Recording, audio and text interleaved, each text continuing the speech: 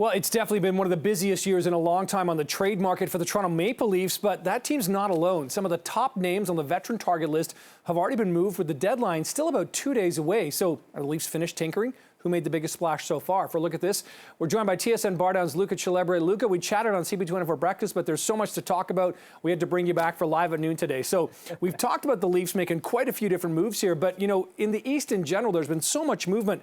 Why do you think there's been so much movement already, you know, ahead of Friday's 3 p.m. deadline?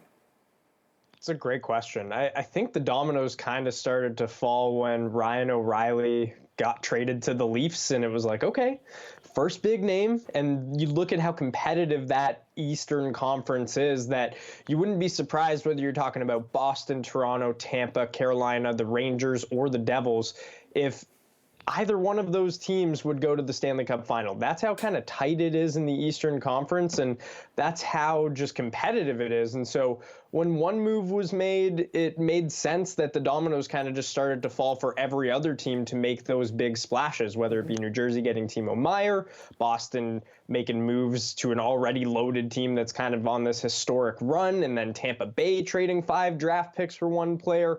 I think it really is just that, where teams see one team going all in, and they're not going to be left behind, especially knowing how good the competition is in the East. And then you look at the West as well. The West is kind of weak, so this is the time to take advantage if you're the Oilers, if you're the Avalanche, if you're the Golden Knights. Exactly, and of course, the Rangers got Patrick Kane from Chicago, another big name that potentially the Leafs were looking at. So, Luca, let's talk about, you know, what more could possibly happen here, because it seems like a lot's already been done, but is there a chance for that Kyle Dubas could be working on another deal? And what more could, like, who else is still available?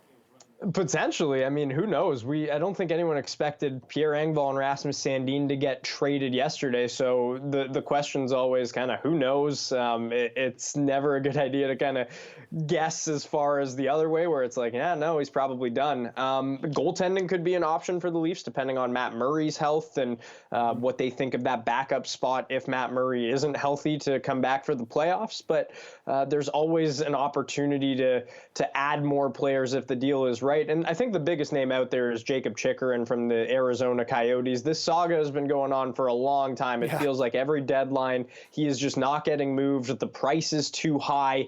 And if the Coyotes want a high price for him, maybe then they keep him and try and move him in the summer. But if someone does trade for him, that's a valuable piece. He's under contract. He's 20-something years old, so he's still very young, and he's one of the better players in the league on that blue line. It's a great piece if you can get it, if you're a contender or if you're a rebuilding team. You've heard Columbus kind of linked to him as a rebuilding team that can just add him as a cornerstone. JVR as well is a name that a lot of people are throwing out there up front. There have been a lot of forwards traded, but the former Leaf is getting some interest, and rightly so. Okay, before I let you go, Luca, we have to ask one specific Toronto Maple Leafs question, of course, considering, and you alluded to this earlier, the run that Boston's on, the hockey they're playing, the record sort of setting pace they're on here. Dubas has kind of gone all in this year. Was this the season to go all in like this, when you consider ultimately if you want to get to the Stanley Cup final, you're going to have to try to get through Boston? I think so. And just his job security in general, too, where you don't know if you're coming back if you lose in the first round again. So why not just take every swing you can and see where it falls after that? Because I don't think anyone, if this season ends in another first round exit, can accuse Dubas of not going for it. And it's one of those things where, hey, maybe you have to face the Lightning again. It's looking like that. And the Lightning are just really good, and you don't come out on top. It's obviously a disappointment. It's another first round exit.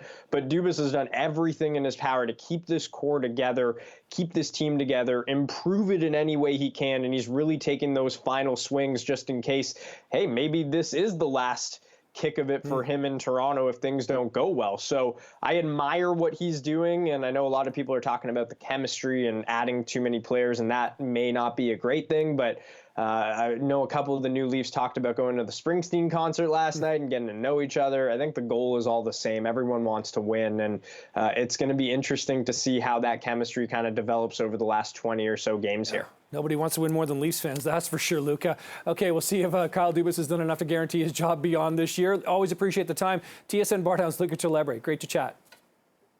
Thank you. Okay.